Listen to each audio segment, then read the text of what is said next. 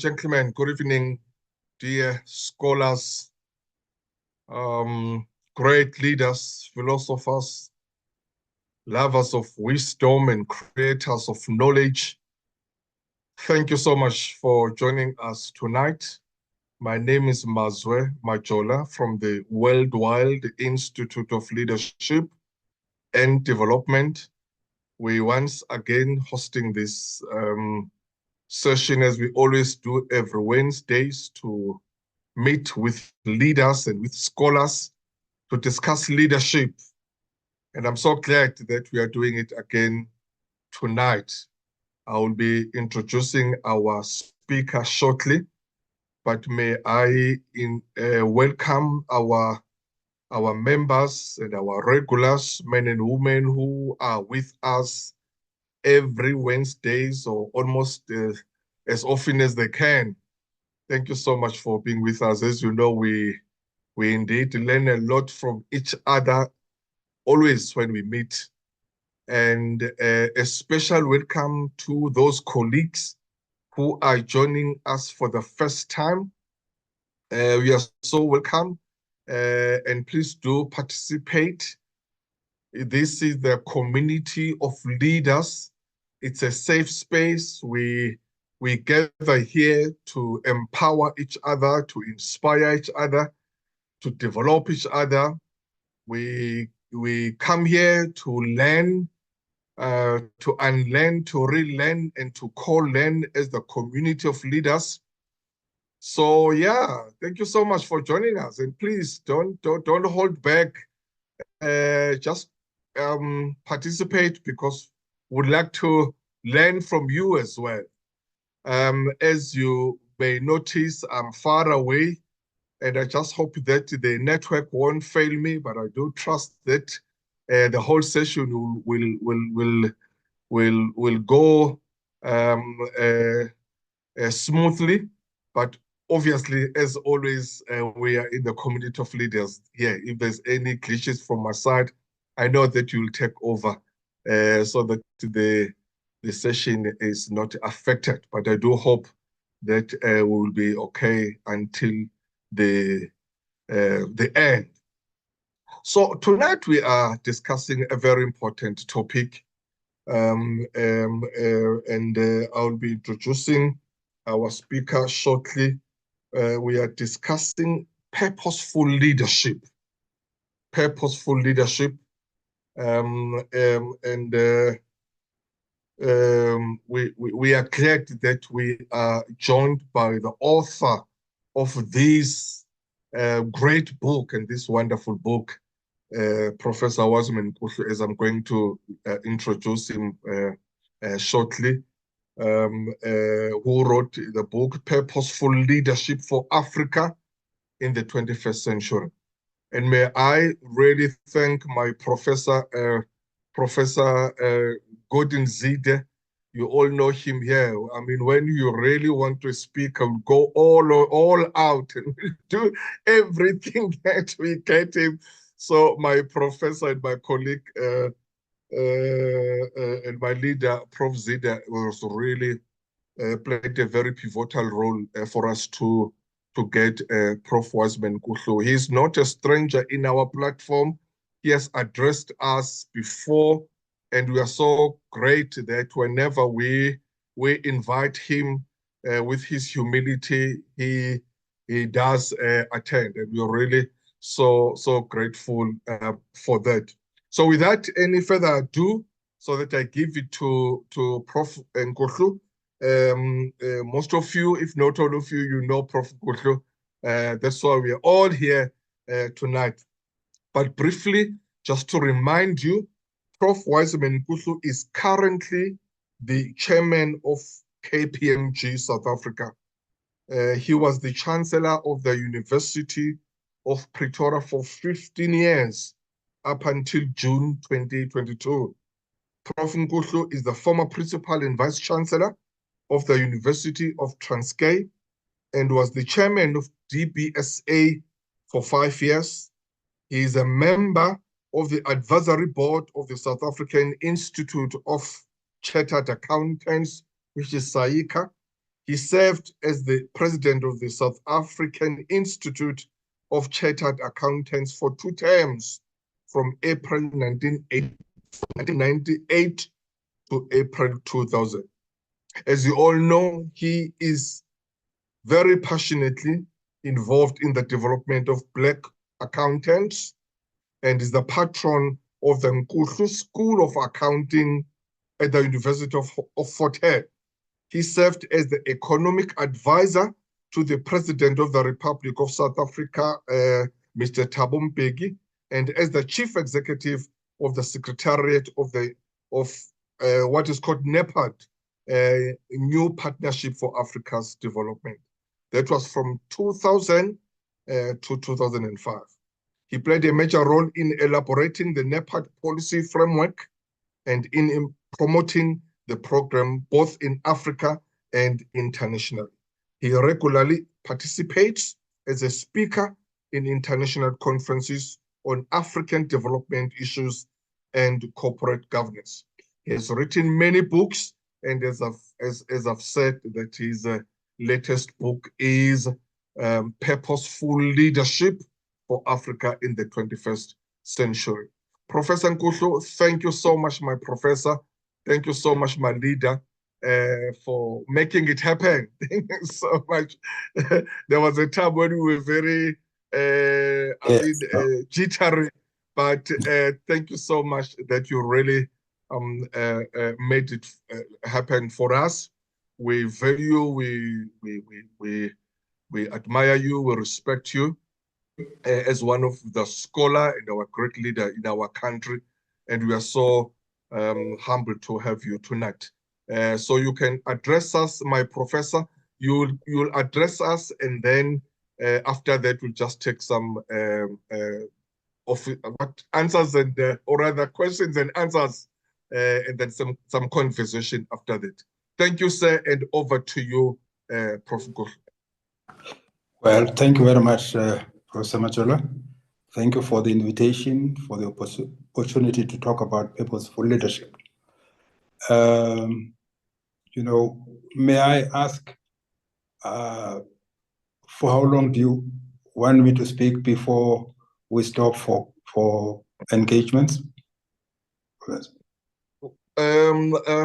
Whatever you are comfortable with, my professor. 20 minutes, 30 minutes, then we can engage you. No, thank you very much. Well, let's try that. You'll indicate if I go too far, but I will try to do that. Yeah, please, because it's a subject that I'm very enthusiastic about. But thank you for the opportunity. Yes, Professor Zide approached me, about a month ago, and she asked whether I would make myself available to speak to this group. So really, I'm grateful for the opportunity, because when you write a book, you want to be sure that people take interest in the book. And it's good when you get to know that there's an interest and people are reading it, especially people who are scholars and who have actually written books themselves. So you feel very, very pleased with that. Thank you very much. Yes, I'm just going to, in a way, I'm going to introduce the book and hopefully speak for about 20-25 minutes. Yes, the background to the book is that I've been thinking for quite some time about making my own contribution to the discussions regarding Africa's development, whether Africa would at last take off and claim the remainder of the 21st century. The idea of Africa claiming the 21st century first came up with President Mbeki when he was championing NEPAD. And the idea stuck with me that we have made this undertaking to the African people and to the world, that we are going to transform the continent and claim the 21st century. And I've been observing development since. I got a little bit concerned when I noticed that the enthusiasm that was there in the early 2000s started declining, and also the leadership at the African Union level on the issues that are transformative. I felt that even that was on the decline. So I felt, much as I am not a social scientist, my area of training is organizational leadership and management. So really, you'll notice when you read the book that possibly the language and style is not the language and style of political scientists, economists, and so on, because that's my background, is organizational leadership and management sciences. That's where I come from. So if the style is unfamiliar, please just keep that in mind. But I hope I've managed to get the key messages that I want to share, clearly. Yeah, the book is divided into a couple of sections. The first, I would say, chapters 2 and 4. Chapters 2 and 4. I just touch on the important issue that African kingdoms, empires were equal to any other kingdoms in the world. That is up to about the beginning of the 14th, up to about 14th century. I cite a number of major empires in Africa. As we all know, Egypt, Ethiopia, Ghana, Mali, Mapungubwe, Great Zimbabwe, and so on. I touch on those just to say they were equal to the other kingdoms in France, in the United Kingdom, in China, and so on. Their beliefs were also not that different. In terms of achievements, they had mining, they were trading with other countries. They had also took their leadership position responsibility seriously. They believed, like kings in other parts of the world, that they were delegated by the gods to look after their people. So they took their roles very seriously. It was not just a selfish thing of self-enrichment. They saw it as something that was bigger than themselves. But I make the point that they had systems of governance that were equal to any. And then, in chapter 3, I just touch on what I regard as the major trends, currents that have shaped the continent. One, I say the continent has been shaped by the practices, customs, and traditions of the original kingdoms of Africa. That is, the African traditions, customs, and have shaped the beliefs of the continent and the way that things are done in the continent. Then I touch on the issue of Islam also being a threat that impacted on the continent. Then I touch on the West. I make the point that the initial contact with the West was not what we have come to know. It was not to bring Christianity, human rights. It was just about competitive wars, militarism, and greed coming here to get resources, and so on and so on. So they were very aggressive and violent in their mindsets. So with that background, then I go on chapter 5 and talk about, then if that was the case, these kingdoms were at par with kingdoms in the rest of the world, then what happened?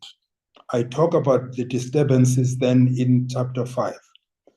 In introducing those disturbances, I make the point that it's important that we don't look at these disturbances in isolation.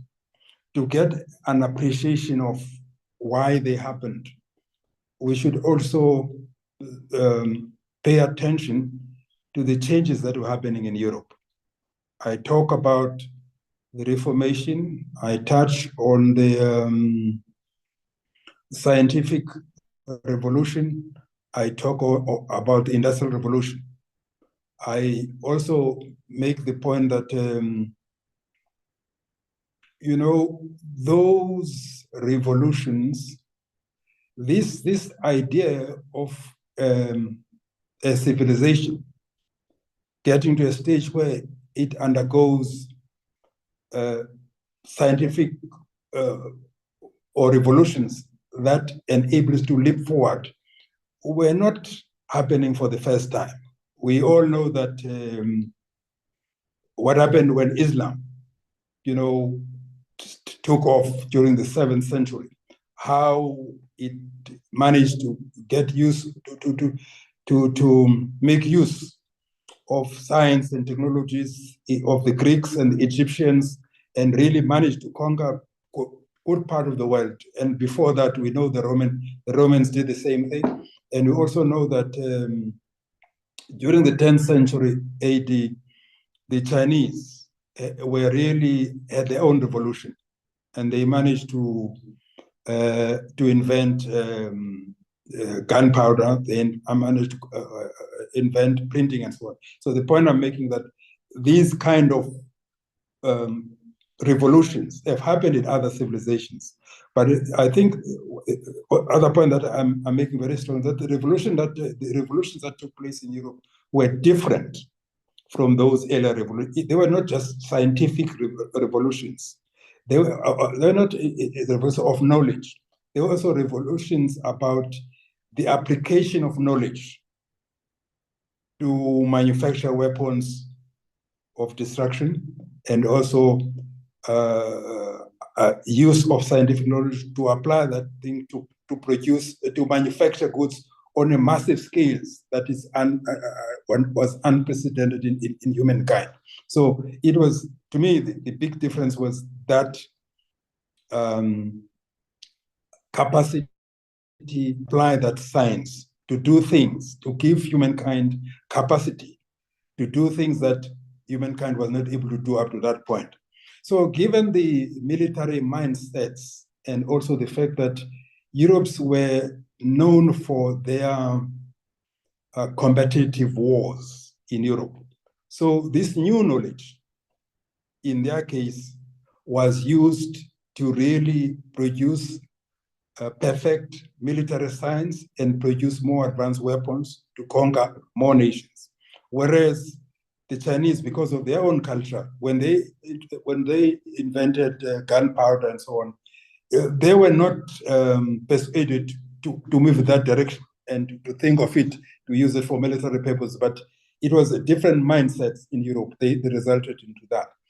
And also these developments in Europe were happening at a time when Europeans possibly were feeling very frustrated by the fact that the Ottoman Empire had closed the routes to Egypt and Asia through the Mediterranean Sea. Ottoman Empire was very strong there. So they had also, when they, as they were developing this scientific, making these scientific inventions, they were sort of influenced to use them to really get this technology to be able to build better ships and be able to really nautical technology to really be able to find other routes to the Asia because the routes that they used to have in the past were closed now by the Ottoman Empire. So that incentives to actually go for inventions in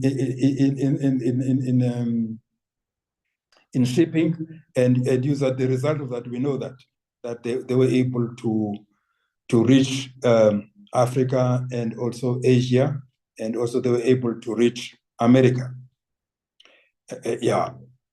But then that happened at a time when this civilization that was had been historically characterized by competitive militarism. Now it has this science. So it used that science to actually conquer and humiliate other civilizations. So the point then that I'm making in the book is that as a result of that, Africa was conquered, humiliated, and because they had managed to achieve these advances in science, and they had advances in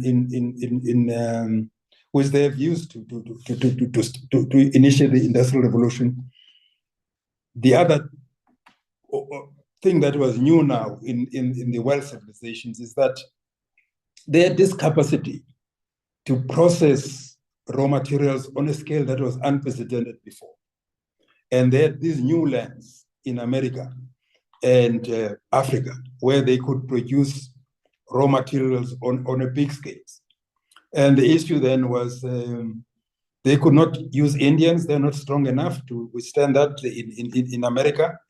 And then they used Africans because Africans, that's how slavery got to the scale that it was. And then they had to invent the fact, they had to come up with a myth that Africans were subhuman, racism, that was the base of it. They had to explain to themselves why they are using Africans, Africans as slaves to actually produce the raw materials that they need to feed the machines in Europe, that now to be able to produce the goods that suddenly they were able to produce, but the raw materials could not be produced because they didn't have the person power. The Indians could not do that. This system of racism, to me, has a lot to do with trying to justify that Africans were more resilient and, to stand not only the hard work, but the diseases of Europeans. So racism became a big excuse why they should use this. And then, of course, weapons were used to colonize Africa. And so the point that then I'm making, that my first major point in what I believe is emphasis in my book, greater emphasis than in other books, is that the reason Africa was colonized was a gap in science and technology that has developed between Europe and the rest of the world. And it was that gap in science and technology that enabled Europeans to produce superior weapons, which they used to conquer other nations. So for me, this is the crux of the thing that we must understand.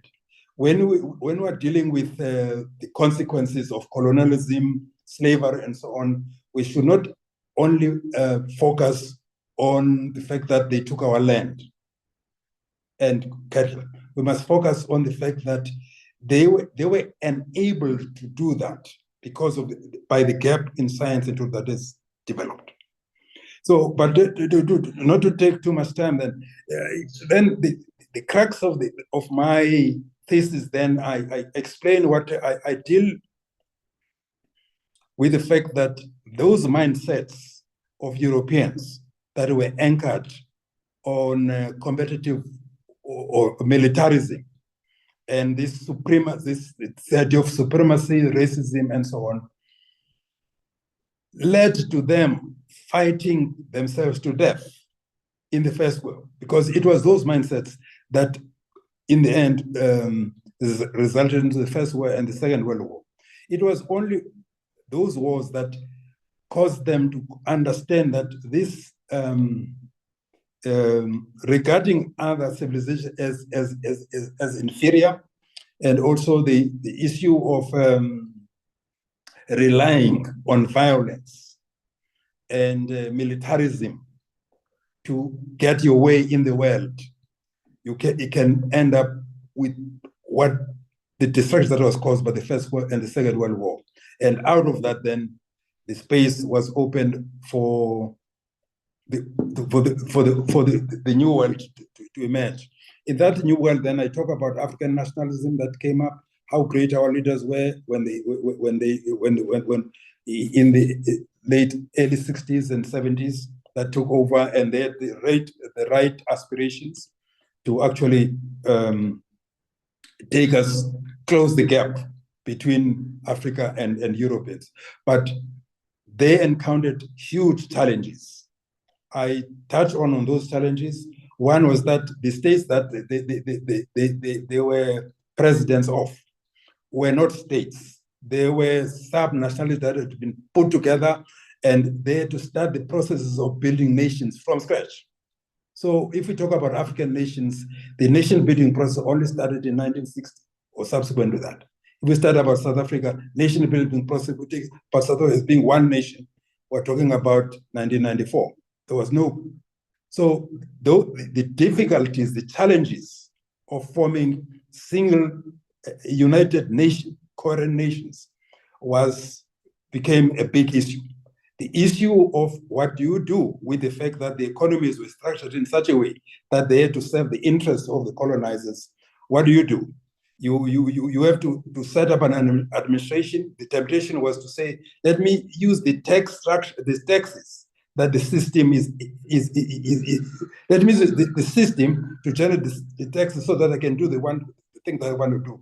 If you do that, you end up entrenching the economic relations that were formed by the colonizers. So that was a big one. The issue of competition between communism and capitalism, and what it did, those proved to be big challenges that have made it difficult for African countries to take off even up to now. But for me, the biggest is the fact that because African countries missed the first stages of the Industrial Revolution, it became very difficult for them to catch up. And the only way to catch up is when you actually start, you recognize that to really be part of the industrial world of the 21st century, you have to undergo your own scientific and technological revolution. The point that I make in chapter 8 is that the Asian countries that we see as success stories, Japan, the Asian tigers, and China, is because they realize that there's a gap in science and technology that developed between them and Europeans. And if they are going to really be able to compete with Europeans and improve the standard of living of their people, they have to take intentionally and purposely close that gap.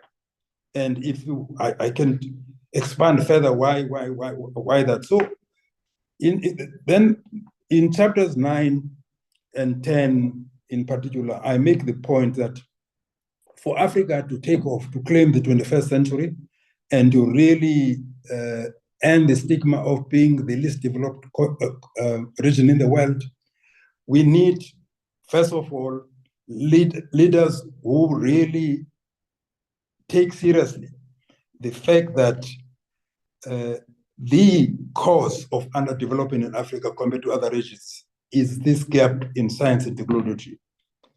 Understand that and really focus on strategies to actually close that.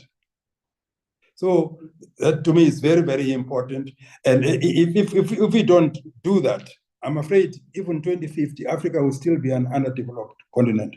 The issue, the tendency now is that when we have got so-called progressive governments in our countries, they tend to look at good economic management through the lenses of the developed countries. They take macroeconomic stability as what they should seek to achieve. In other words, a reasonable growth rate, low inflation, low budgetary deficit, low debts, and so on and so on. But those things you can do them, and then the tendency then is to deal with poverty and inequality through special welfare measures. You can do those things when the percentage of people who are poor or marginalized, are a minority. When you're dealing in an African country like South Africa, you are dealing with the majority of people. So what is required is not to simply change your policies in such a way that you can attract more investors in your country, or you can make it easier for skilled people to come in the country. Those are minor issues. The real issue is to build the capacity, the scientific and technological capacity of your people by transforming your education. That's my big point. So because I need time for us to have a conversation, I'll just stop there. But this is the crux of the thing. And I say, and then in chapter 9, I say, what attributes our leaders for the future should have. And I deal with the issue of a purposeful leadership, which I define as a leader with a purpose that is anchored on the real reason why we had the revolutions in the first place, why our people fought the colonialists in the first place. It was for us to be able to alleviate poverty, ignorance, and really be able to close the gap between ourselves. And if we are going to do that, you must have visionary leaders who are focused on that. And that must be about impacting on the majority of our people, not only what we do now, majority of people. And then I talk about personal mastery, which I'll expand later on. I also speak about scientific mindset. I also talk about what the universities should do and what should leaders do, what should the universities do in order to make it attractive for our young, educated, young professionals to stay in Africa and be excited about contributing to the growth of the continent. I'll just stop there because there's a lot in the book, but thank you for the opportunity. And then, yeah, we can have a conversation.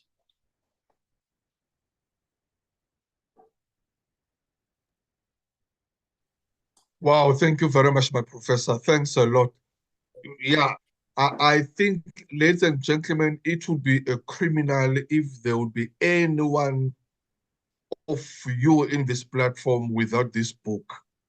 If we were, yes, thank you very much for saying that. if we're in a physical or in person a session, we'll be really saying all of you. I mean, we are professionals here, we are scholars. As you can see that, or rather, as you can hear, that this book it's so insightful and informative, and it deals with solution, but the beauty is that also it provides or proposes some or it deals with problems or challenges, but also it proposes some solutions. So thank you so much, Prof. Nkuhlu. Ladies and gentlemen, we can now engage with Professor Nkuhlu, and I'll request to those who will be speaking to please show your video. We've been requesting this for our YouTube, that whenever we speak, we really and also just to see who's speaking. You know, obviously we don't want to hide behind the name, because we see the name would find that is not you. I see that there is a question there in the chat room from my brother there, Dr. Mongezi Makalimba. Dr. Makalimba, would you like to express yourself there, my brother, so that it probably will be better there for Professor Nkuhlu to understand your question? Over to you, Dr. Makalimba.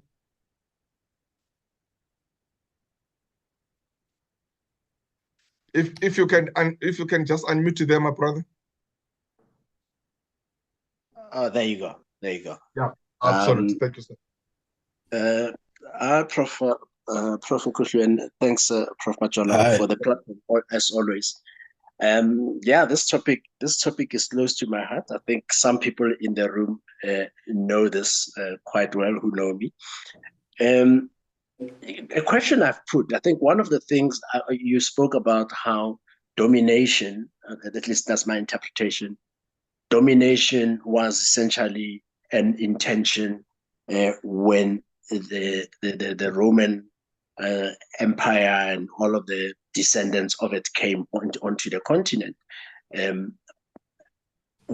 But what I'm not hearing, and I'm wondering if you're touching on it anywhere, is the psychological warfare that came with that domination. Because if it was only physical, we as Africans, we probably would have revived ourselves out of it and grew back into the powerful empires that we have been, because we have that in our blood, in our spirit.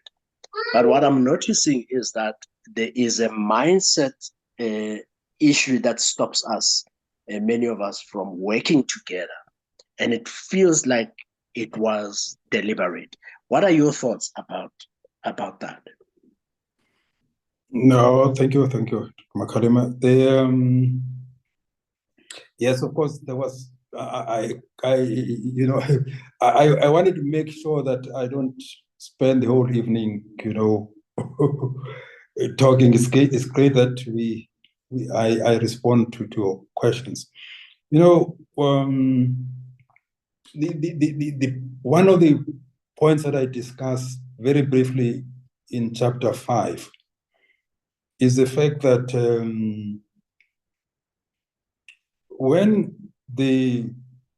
in the early years of this trading between Europeans and Africans,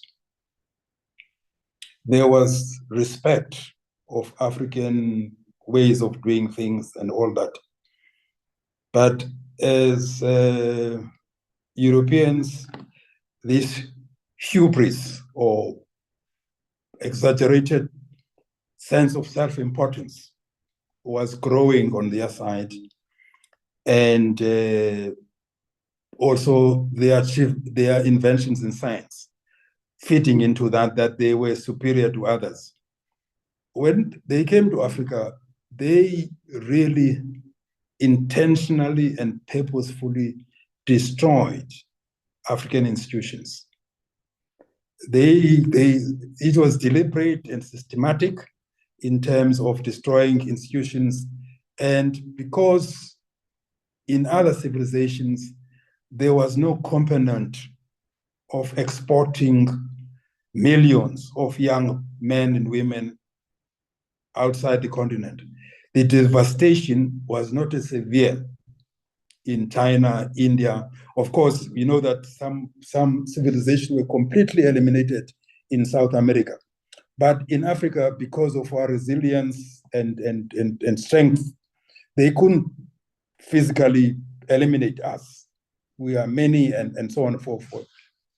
That could not happen. But the question of institutions, government institutions, leadership institutions, and beliefs, that was systematically done and deliberately so. And with all due respect, Christianity was part of that in the early years. Things may have changed, missionaries may have tried to change, but even that was another reason why, that was another justification they had, that they even had a greater God in their Christian God. And these subhuman people were not fully, these Africans were not fully human.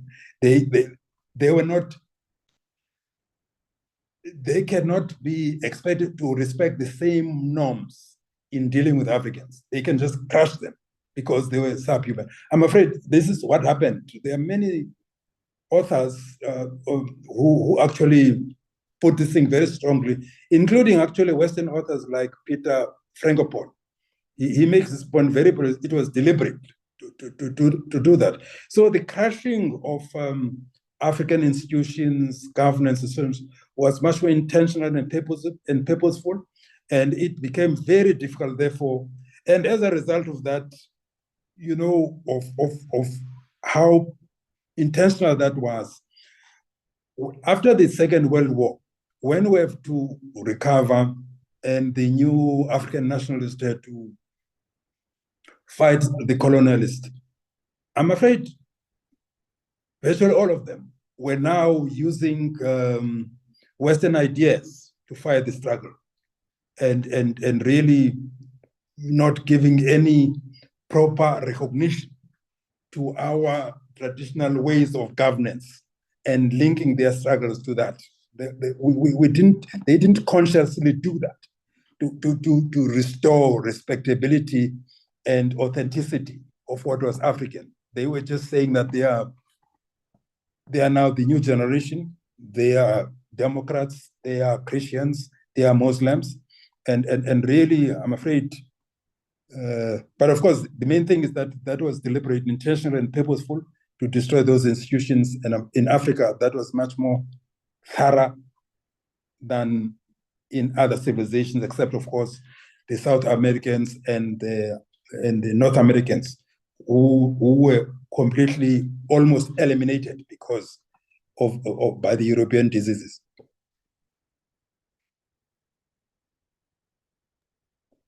Thank you very much, Dr. Mongezide.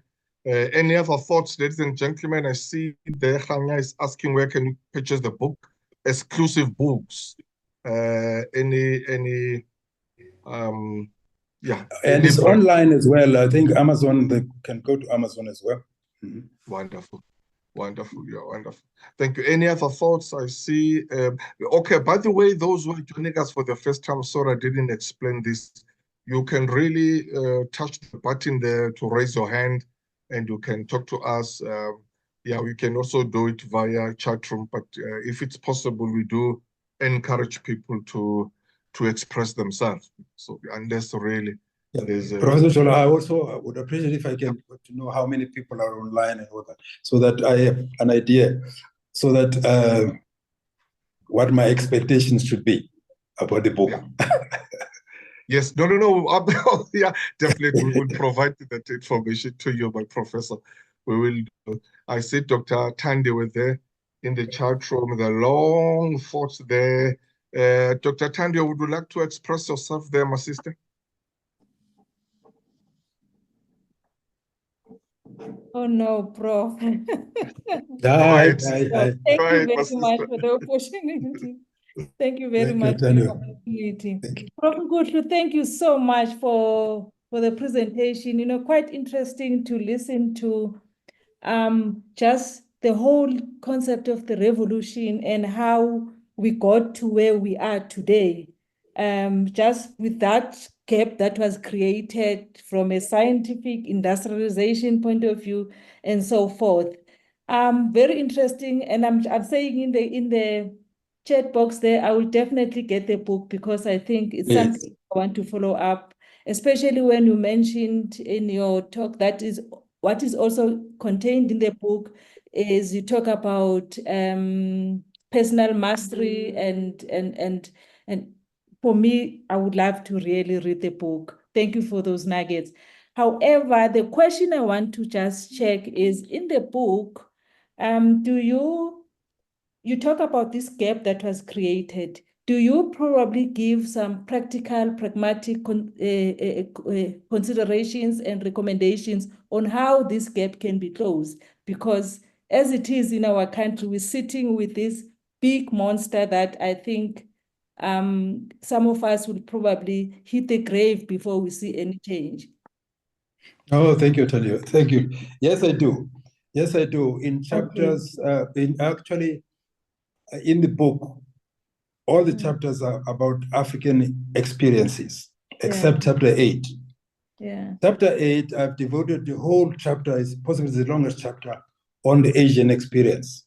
Okay. Because the Asia, especially India and China, were attacked and invaded by Europeans in the same way as Africa. And then, but I'm making the point that post the Second World War, they managed to rebuild their economies and also managed to close the gap. So I attribute those to two things. One is the leadership, and the question that Kalima asked also has relevance here, because our confidence in African traditions, governance systems, was completely damaged by the European colonization, slavery, and all that. But in the case of China in particular, because the people who have rebuilt Singapore, Taiwan, Korea, are very much influenced by Confucian ideology that came from China. So I'm making the point that in those civilizations, the tradition of education was much longer and deeper than in Africa. And those civilizations, despite the fact that they were humiliated by the Europeans because they had spear weapons, they never lost the belief that their civilization were superior to those of Europeans, that their education was superior. What now, as they were suffering the humiliation, what they were busy doing at the same time was to say, let's find out from these barbarians, what is it that we missed, knowing that our civilization were always ahead of theirs? What is it that missed, that they have, that we don't have? So they used the encounter with the Europeans to really assimilate those kinds of education elements that were missing in theirs. They used the Western encounter to improve their education. So post the Second World War, they intentionally inculcated new knowledge and capabilities in their people that was in line, that would enable their people to absorb and even improve on the European. So possibly because they had a longer history of science and education, of valuing science and education than most of the African societies, it was easy for them after the second to appreciate that what we must get right is closing this gap through intentionally improving education and technical training in our people. But not only that, you know, these scientific revolutions, they were in three, I would say, well, most scientists, especially credit for what I'm going to say, Professor Marwala of the University of Johannesburg. He made it clear for most of us that the first phase of the Industrial Revolution was the steam engine in the 1700s. And then he says the second one was the electricity in the 1900s. Then he says during the 1940s, there was what we call the semiconductors, electronics, and so on. So in addition to intentionally improving education, these Asian countries have been successful. They also, through their industrial policies, accelerated the integration of the technologies of the third scientific revolution in their economies. They became great manufacturers of computers, of television, and so on. The problem in our case in Africa is that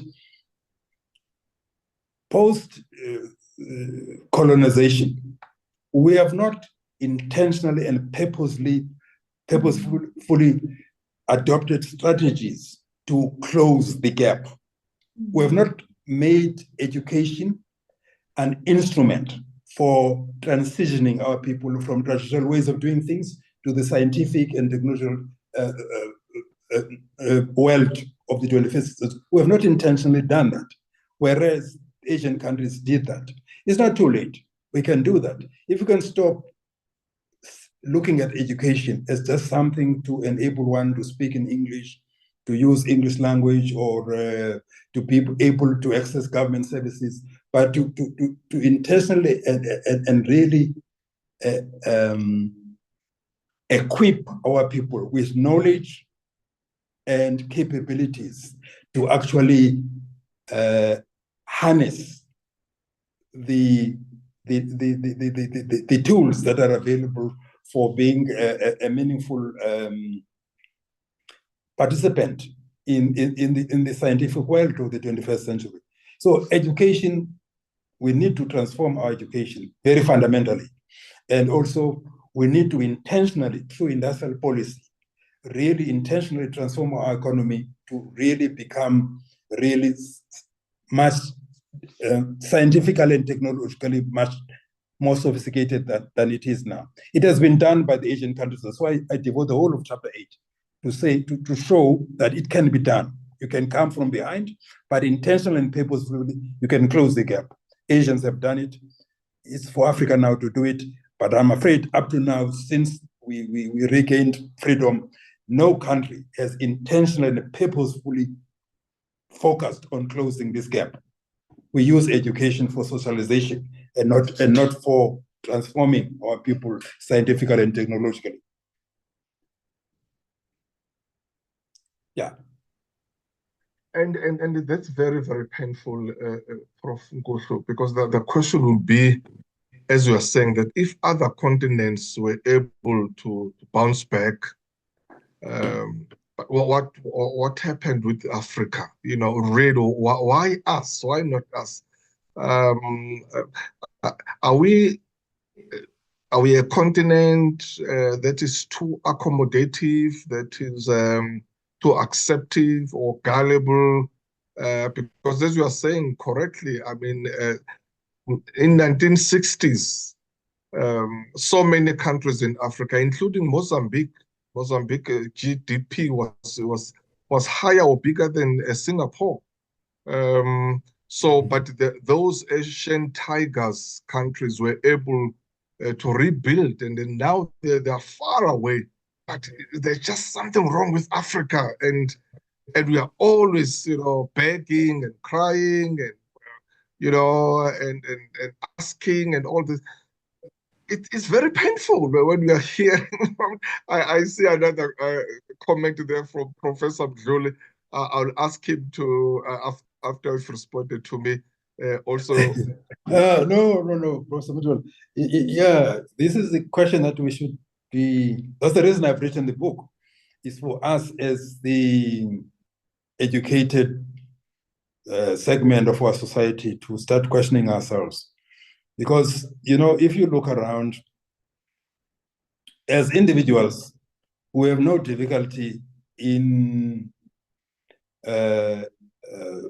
acquiring the education and the discipline and excel as individuals and be on top of major companies and all that. We do that. But somehow, we lack the national pride or in pride of ourselves as the people. We tend to be just like a bourgeois mentality of just each and every one of us being satisfied with, let me be disciplined and make sure that I've got the house, good house for my children, and so on. We achieve that and we perform it. But when it comes to working together to really transform society, we don't have to have that pride of I would say African nationalism or nationalism, or that deep pride as nations or as a group, as the Chinese seem to have, or other groups seem to have, working together as a group. It has to do with the damage that Makalima asked at the beginning, that our pride in our African authentic institutions and beliefs was so damaged that we define ourselves in Western terms in everything that we do. But whereas the Chinese can defy the world, I mean, I was reading, for instance, not long ago, a guy who has been a hero of the Western world, but when you listen to him speaking in his own words, I mean, this Lee Quinn,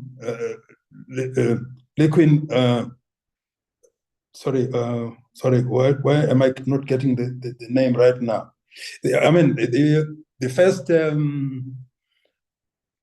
Prime Minister of Singapore. You read his book, you hear him in his own words.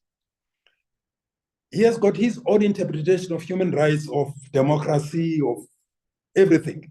And he has been defying Western opinion and doing things in the way that he thinks best, and leading in a way that is informed by the experiences of the Singaporean people, and really firm and really determined to defend the way that he sees the world from the Singaporean historical perspective. But on our side, I doubt that we have that of looking at the world and stand firm and say that this is how we see the world from our African experience. And if we are going to close this gap and get ourselves to the kind of life that will give us, regain Africans the respect of other nations, these are the things that we must do. We must do them in this order. We mustn't start with the things just because because America or whatever wants us to start with that. We prioritize things in the way that makes sense and is informed by our history and our long-term objectives. Stop there. Thank you, sir. Thank you very much. It's so sad. I mean, probably one of the things that the Asia, brother, China and Asian tigers, they focus on pragmatism, and then say, let's just do away with ideology thing, because now Africa, even our own country, even right now, our political parties, that it's more about even those who are against GNU, it's more about ideology, this and that because of it. But if we were just to say, let's just focus on pragmatism and stay away from the ideology part, not that we are not educated, we don't want to think, but because we want to put the bread on top of the table. Yes. Very, very important. So I see a hand there from Dr. Mongezi, but let me invite Professor Nkuhlu first, and then I'll come to you, Dr. Mongezi. I hope we won't be forgetting what you want to contribute. But let's just ask Prof. Nkuhlu. Over to you, my professor. Thank you. Thank you very much, Prof. A highly challenging presentation. As I said, it leaves one with a headache, a serious headache. And Prof says we use education for socialization. Can I add, we use education just for survival. We use education to adapt to any given reality. We use education to scramble and recycle other people's leftovers as they take from us and destroy it, and we're left with the leftovers. Can I ask Prof, can it be of help if we commit ourselves to translating the body of knowledge, mathematics, technology, medicine, in our own language?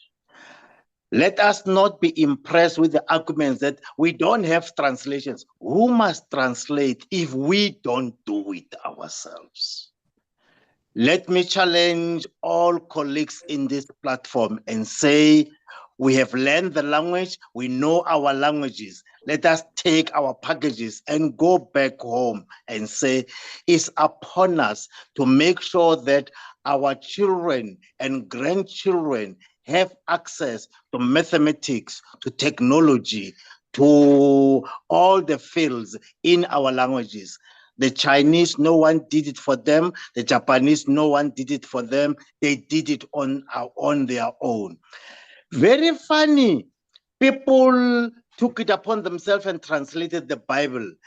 It's available in almost all the languages. Let's not blame them.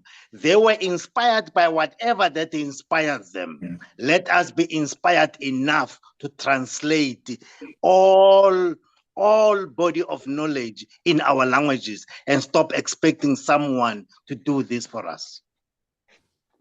So that we're able to know ourselves, know our world, define ourselves, define our world, and be able to shape our world in our own way.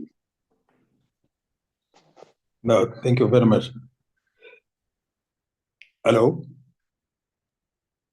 Yes, Yeah. Prof, we can hear you. Yeah, no. Thank you very much. Thank you. That's very provocative, Dr. Nkuhlu. The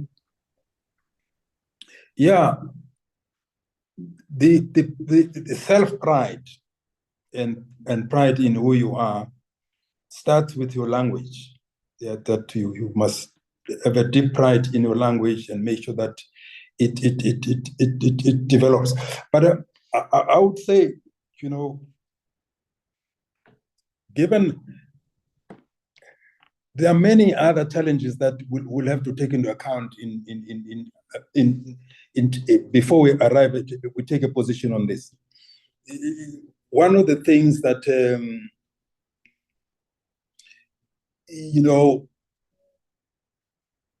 is a challenge in our case is the multiplicity of languages.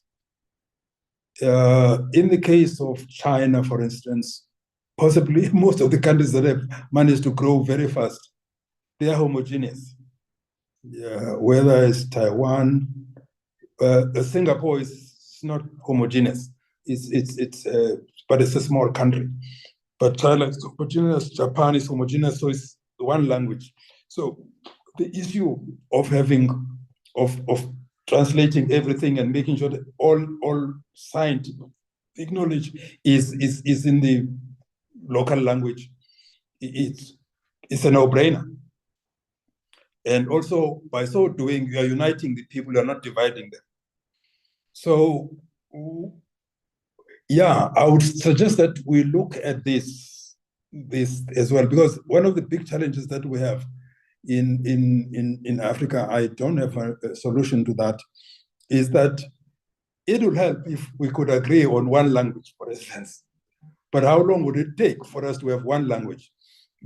African language. It doesn't make sense for us. We're the only continent in the world. Asian countries don't do that, where they adopt French as their language. It's not done anyway. It's only Africa, where we have got Francophone, Anglophone, and whatever.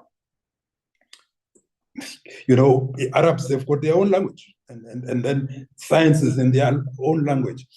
So, Mr. Nkuhlu, it's a big challenge, but for me, it's the multiplicity of languages that I think we were finding it difficult. It will be a difficult debate to try and move any of the African language or African countries towards one language. But if that route is not possible, possibly we can do whatever the best we can by making sure that we send as many of our people as possible to get the highest level of scientific knowledge in the best university in the world. They come back here, and as their numbers increase, they will guide us as to how to take the process to the next step. But now we still have, in my view, a shortage of African scientists in the key areas. We don't have a critical mass. And then once we have got that critical mass, to me, I think this thing a solution would come from that. But I don't know whether we've got critical mass of scientists who are educated in English. They want to perpetuate English and think that. So, Mr. Nkuhlu, sorry, I don't have an easy answer here, but I know that the ability to interpret or write the scientific concept in your own language and use that in education is a great advantage. And that's why these other countries have made the progress. And for us, the fact that we're using foreign language and we're not able to agree on a single language, it remains a big challenge. But I don't have an answer. But I'm not sure that at this stage we can actually just say that the scientific language, we must be taught scientific language in our respective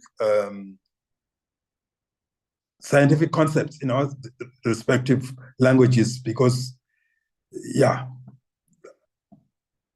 So it's an interesting problem, but I'm not sure that I agree with you 100%. So this is a very, very interesting conversation. if you remember, I was talking to this group at some point about fear and the psychology that actually gets in the way of us taking up our role to shift the continent into the next level. But I'm listening to you, Prof. Nkuhlu, talk about this thing about universities and using them as a site to regurgitate knowledge created by others. I have been quite embarrassed recently where I was asked by a colleague in the UK to write a book on African leadership models. And we were doing it with an Asian counterpart from India who was writing in India leadership models from dare I say it, the indigenous frame, right? And I was quite embarrassed. The Indian fella got about 100 write-ups, submissions from his fellow people across Asia. But from my brothers and sisters on this continent, after forcing and kicking and screaming and shouting, I managed to get only 10. And I know a lot of people who I really respect, who I think could actually say or talk about the kinds of things that you're talking about now, that says this is what leadership looked like in Maputo, this is what leadership looked like in Mali, etc., etc. But because we haven't taken time and pride to question that, when you come and speak about the stuff around Mali and how the universities in Mali were destroyed, it feels like you're actually talking a story. And then but this is common knowledge. Why aren't we then taking that conversation and creating pride? So, but that being the case, it then says to me, we don't understand the role of universities. That universities, as you say, in other countries, are about creating leadership. We're not creating leaders. We are creating followers and performers and regurgitators. And I think that's our first piece of work there. You spoke about the issue around around language. I mean, there's 2,500 odd languages across the continent. So where I'm sitting, I'm thinking, we don't need a singular language. Here is a beautiful AI issue that we can now use. Because I was talking to a gentleman in Australia who wants to come and work in Africa. And he says, how far are Africans in terms of technology? I'm going to look, in as much as we are behind as far as technology is concerned, but where we are sitting is we need to be leapfrogging and moving in a step ahead. So my encouragement to us here, when you talk about the pride, is to not even think about how do we solve the problems we have today. It should be a question of how do we solve the problems we are going to be having in the next 3 years? Because if we start thinking that way, it becomes something that we are not distracted about things that are happening yesterday and things that are happening today.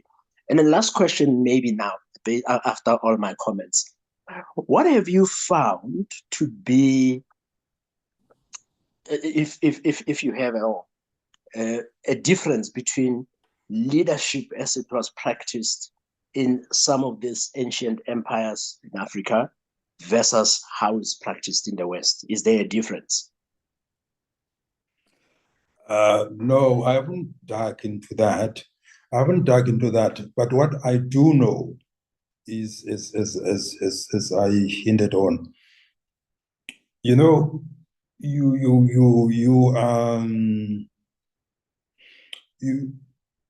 when you read history, you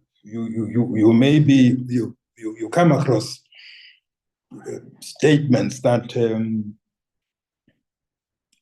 Africans were very superstitious.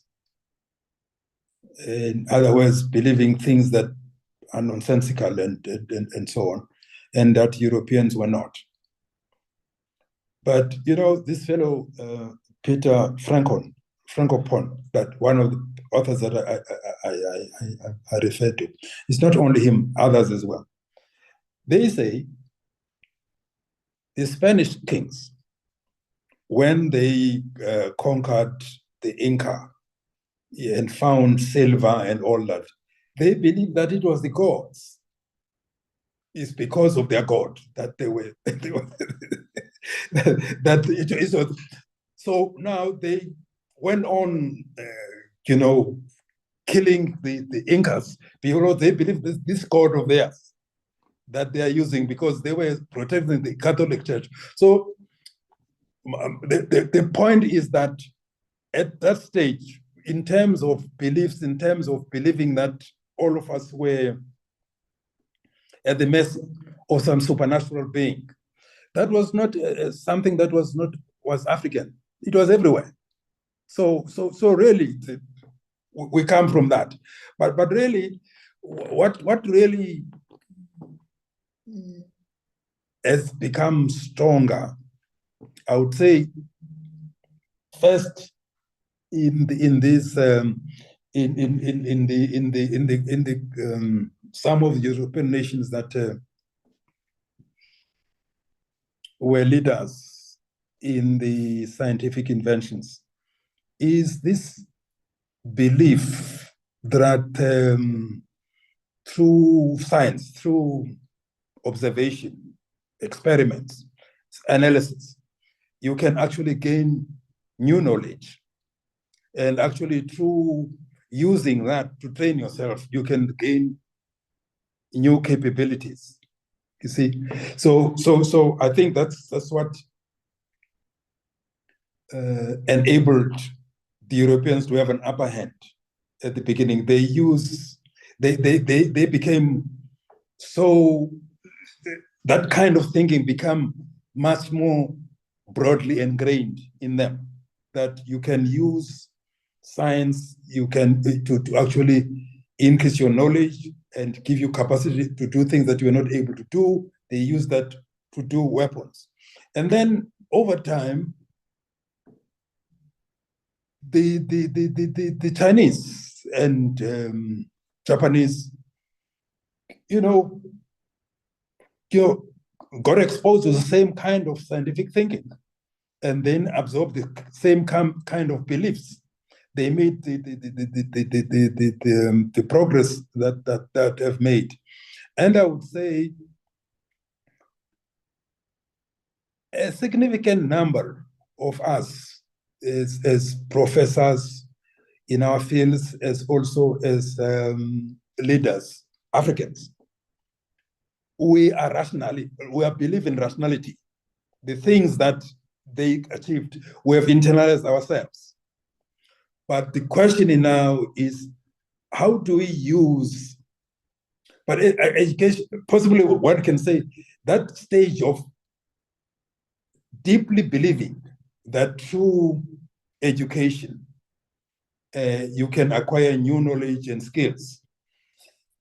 That grows in you as your education, as you get up in the education ladder. But I believe that we can speed up that in Africa and become and get that to be embraced by the broader population by actually transforming our education systems. To be more deliberately, intentionally, to promote scientific thinking and ingraining those ideas. And this is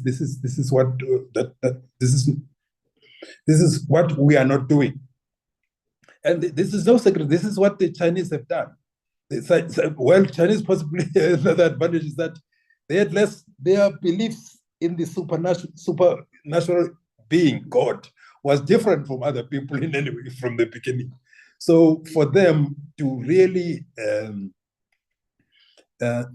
embrace and get really internalized the fact that just through reading, through experiments, through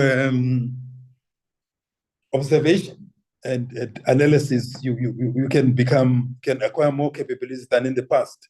That's what they do every day. That's why when these Americans came up with AI, whatever this semiconductor technology, the Chinese said, let's just see, let's copy that, and then we'll make sure that because they have got confidence that through knowledge they can improve themselves. They did that.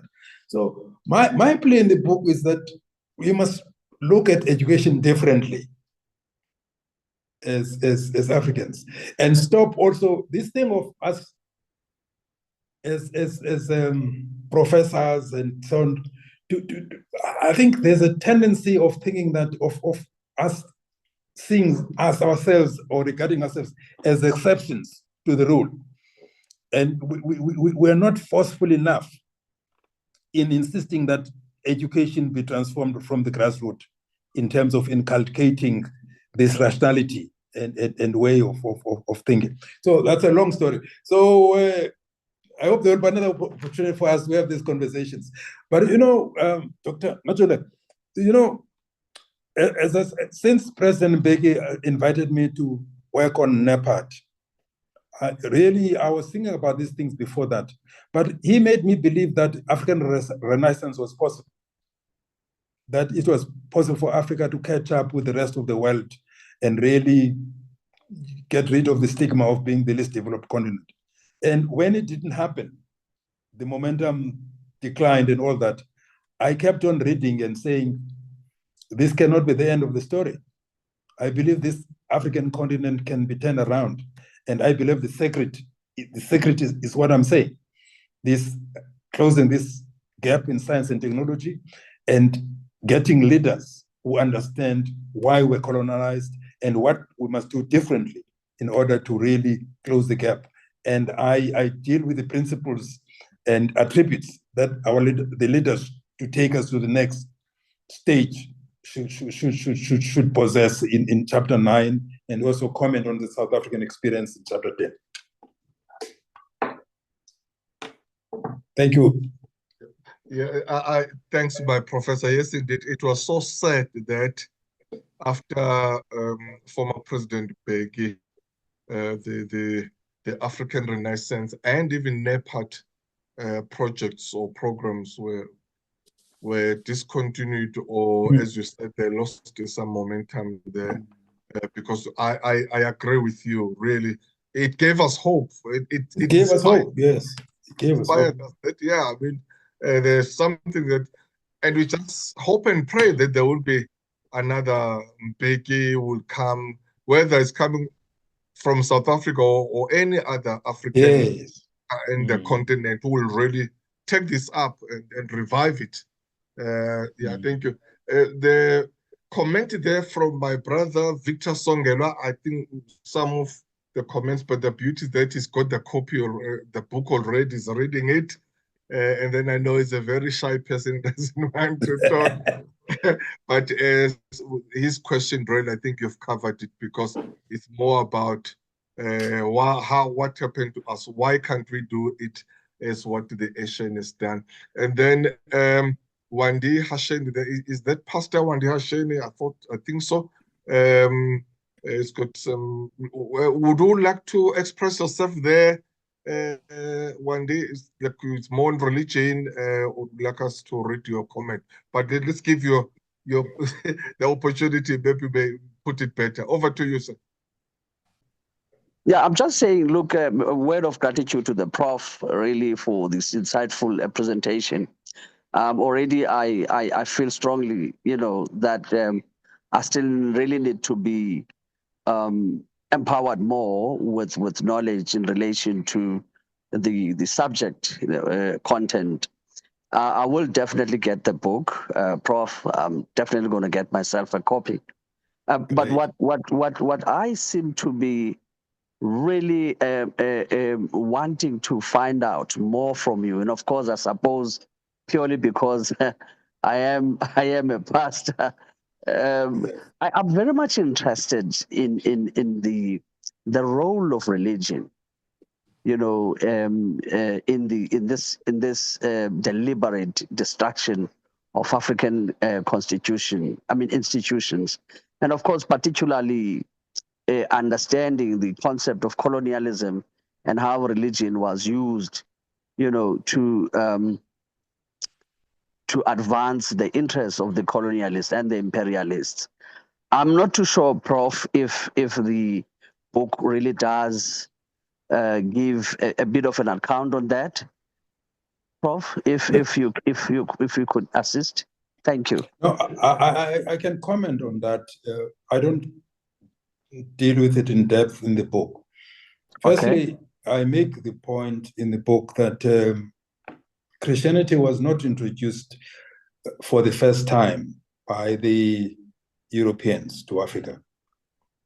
If you read history, there was Christianity was first introduced to Africa in the 1st century, you know, when one of the disciples, Mark, visited Alexandria, went to Alexandria in Egypt. That was not the end of it. But by the 4th century, about the same time that Constantine was converted to Christianity, there was a Christian kingdom, exile, around northern Ethiopia in Africa. So long before the missionaries came to Africa, Christianity had already reached Africa. And of course, I think the story of the great Augustine, you know, from Tunisia is also known, that there were Africans who were really in leadership positions in Christianity long before the Europeans came. But the point that I make about, you know, linking Christianity to colonialism, I make the following point, that when the Europeans, you know, invaded Africa for gold and also trade in slavery, the things that were driving them when they first arrived in Africa, they were looking for gold, they were looking for slaves, because they wanted to people to work in the cotton fields in the new lands in America and all that. Africans were the most resilient in terms of withstanding the diseases and also the hard working conditions. So they justified the exportation of Africans as slaves to America on the basis that Africans were subhuman. That part of the reasons that they had to invent racism, that were subhuman, were inferior to them. So that continued for some time. And of course, the fact that they were also leaders in science and in science at that stage, coming up with these superior weapons and so on. Some of them became so confident of their superiority that they even claimed that they are superior because they are favored by their God, the Christian God, because then they were Christians. But that was the beginning. But really, the turning around of the ending of slavery, missionaries played a major role in actually questioning their governments on slavery. It was also missionaries from the same countries who by the 19th century were saying, much as earlier on, they were also religious people who justified slavery on the grounds that Africans were subhuman. But later on in the 19th century, it was again the missionary churches, the Christian churches, who took a stand on this. And some of them missionaries became great heroes in terms of using scriptures to question slavery, to question the humiliation and treatment of Africans by Europeans. So I don't know whether I'm touching to where your question is, but then the Christian missionaries later played a major role in ending slavery and also promoting education in Africa. But in the early days, it was a mixture. Some of them didn't believe that Africans could be as good as even if they were Christians, they could be good as white Christians. Some didn't believe that.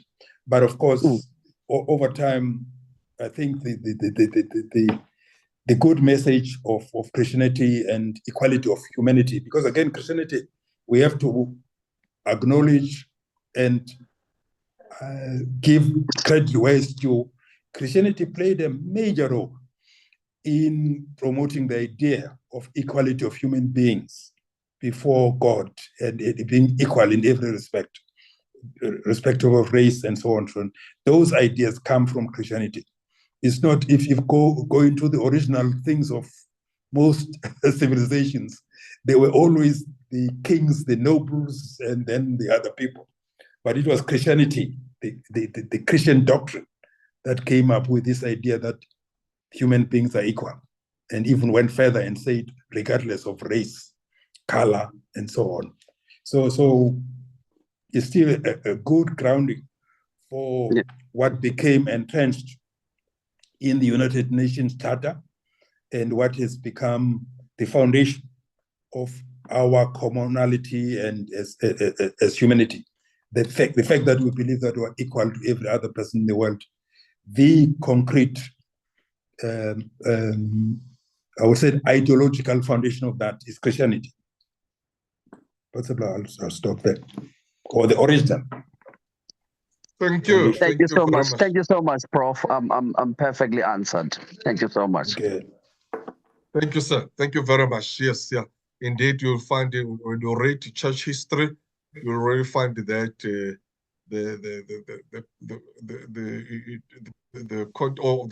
early church fathers were mostly from Africa. Your Clement of Alexandria, your Origen, or many others who took the irony is that Christianity came to Africa, and then Africans are the ones who took it to Europe in the early times, and then Europeans brought it as though like we didn't know anything about it as a continent. But great stuff there. Thanks, Prof. Nkuhlu. May I, okay, just let me read some comments there on the chat room. Then I'll ask Professor Nkuhlu to give us his closing remarks or parting shots. After that, I'll ask Prof. Zide just to thank our speaker. Then we'll close the session. So some of the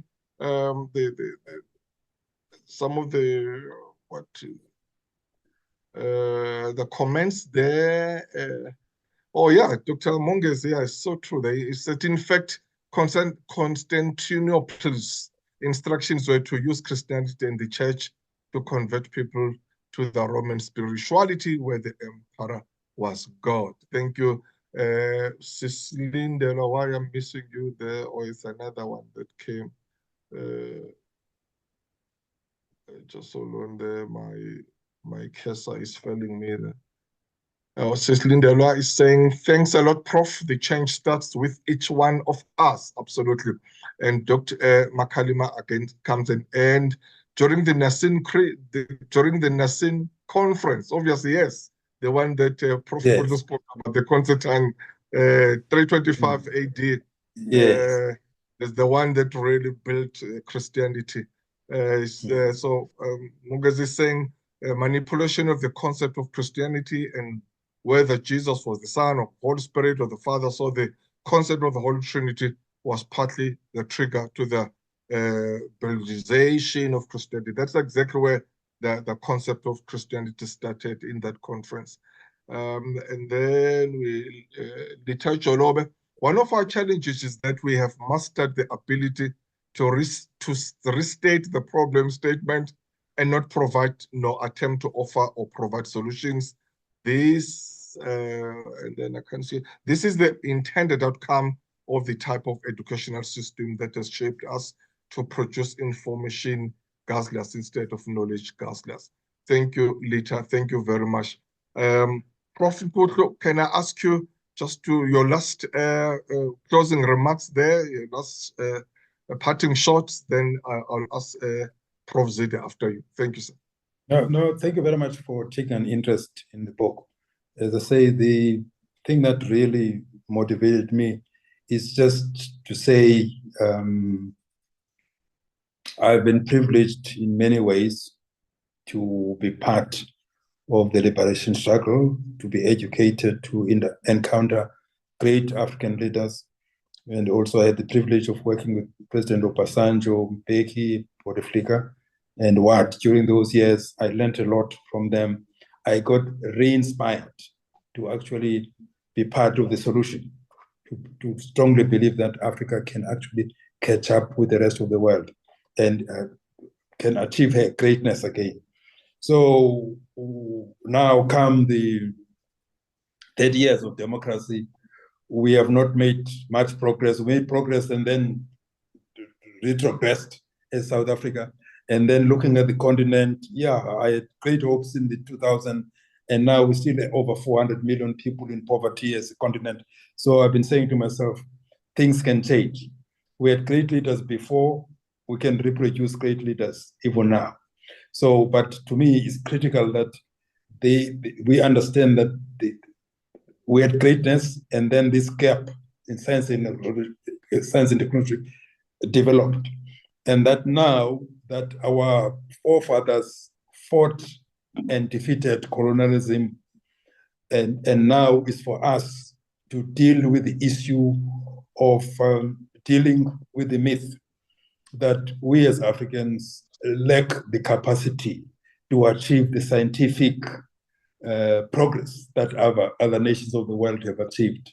So really, it's important that we do a deep, serious introspection and ask ourselves as leaders whether we're inspired by the right purpose. That purpose should be to actually come up with visions that would really enable all the African people to actually emerge. That is through transforming our education at all levels and actually fast-tracking the integration of the products of this third industrial revolution in particular. So I have no doubt in my mind that it's us, it's you, Dr. Majola, and your group, that where the leadership is going to come from, and you impact directly with young people. If we're going to give them that inspiration to say Africa was great and Africa can be great again, it was great because some of its people had great aspirations. They made sacrifices to make Africa great. So it's up to us now with freedom, but it's up to us to produce the kind of people that can make Africa great once more. But thank you very much. And I hope more and more of you will spread the word and more people will buy the book. And I stand ready to spread this message and to give hope that as Africans, we can reimagine and achieve the greatness that other nations have achieved. Thank you. Okay. Well, what a presentation.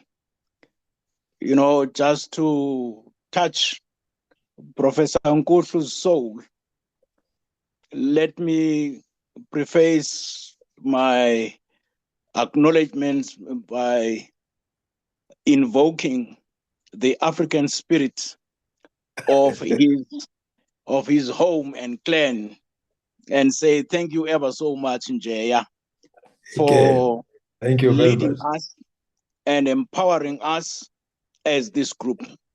You have highlighted quite a number of points which I believe this group will take into account. But something that Professor Nkuhlu has been very humble about is this whole notion of self-actualization. He hasn't deliberately mentioned the fact that he's a Robben Islander. You know, he spent years on Robben Island fighting for this freedom that, maybe let me say, the so-called freedom we're enjoying today.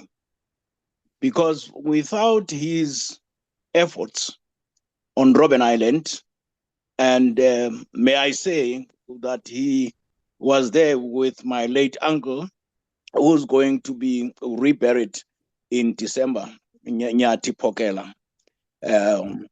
He did mention that in the early 60s, as a Pan-Africanist himself. He believed in that philosophy which was led by Kwame Nkrumah. When Kwame Nkrumah indicated that by the year 1963, Africa will be free. And unfortunately, yes, Ghana was the first African state to be free, but lo and behold, for what Professor Nkuhlu stood for at the time and what he still stands for today, regrettably has not been achieved and realized. I mean, he did mention the fact that instead of progressing, particularly in terms of African Renaissance, we have seen a lot of regression. What the present day political leadership is good at is to write policy documents after policy document. But when it comes to implementation, and I believe that this is the cry which Professor Nkuhlu in his book is raising. And indeed, those of us, unfortunately, I am amongst the very first, even before the book was launched, I saw it when I was in Durban, entering the King Shaka International Airport exclusive book. There it was, and I immediately jumped for it. And I actually called him. I said, "But Wiseman, I do have a copy of your book." And so, colleagues, indeed, I recommend that we buy and read it. But most importantly, Prof. Nkuhlu has challenged us as educators, as intellectuals, not to be so obfuscated by the titles of doctors and professors, but we should really be able to profess what we claim we know. Because without us proclaiming what we profess, I don't think that our country will go anywhere. And so Prof. Nkuhlu is quite right.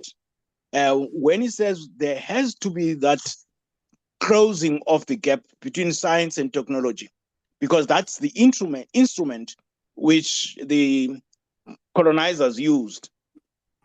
But again, I think that the challenge that is put to us, Prof. Majola, is that we have a Department of Science and Technology now, or a Ministry of Science and Technology. These are the things that we need to put before the ministry.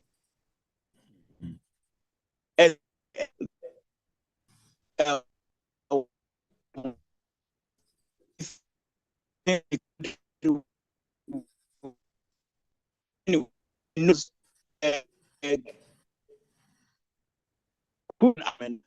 political group, etc. It's not about the love of the country, because this is